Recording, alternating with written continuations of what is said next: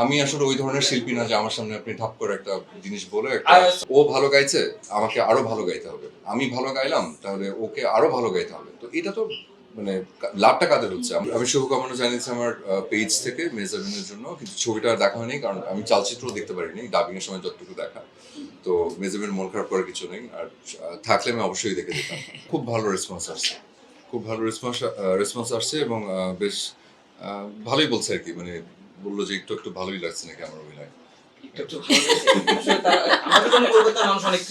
ধরুন আপনি কোয়েশ্চেনটাই করছেন নেগেটিভলি, মানে কাউকে ছোট করে কথা বলেন না ভাই, এটা কোনো ভদ্রতাই না, এটা মানে আমি না, মানে আমি আসলে ওই ধরনের শিল্পী না যে আমার সামনে আপনি ঠাপ করে একটা জিনিস বলে একটা মানে মানে don't ask anything like that কখনোই। এটা যেই হোক না কেন, একটা মানুষও যদি মানে সে যাই ডিজার্ভ করুক না কেন, একজন ভদ্র মানুষ হিসেবে আপনি, আমরা মানে যে শিক্ষাটা আমার পরিবার আমাকে দিয়েছে সেটা কখনোই কাউকে ছোট করে দেখতে নেই।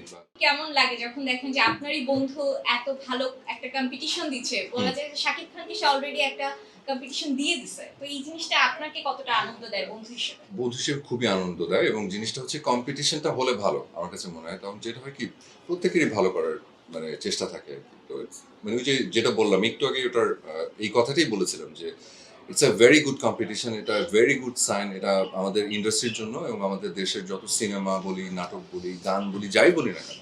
তো ও ভালো গাইছে আমাকে আরো ভালো গাইতে হবে, আমি ভালো গাইলাম তাহলে ওকে আরো ভালো গাইতে হবে। তো এটা তো মানে লাভটা কাদের হচ্ছে? আমাদের মানে ইন্ডাস্ট্রির ভালো হচ্ছে, আমাদের দর্শকরা ভালো ভালো গান পাচ্ছে, সিনেমা পাচ্ছে, নাটক পাচ্ছে। It's a very good sign. একটা অ্যাডভাইস দিতে চান বন্ধু হিসেবে নিশো ভাইকে, তাহলে কি অ্যাডভাইস দিবেন? এটা আমার last question. Just be himself, আমি এতটুকু বলবো যে ও যা যা যেমন নাইস নাইস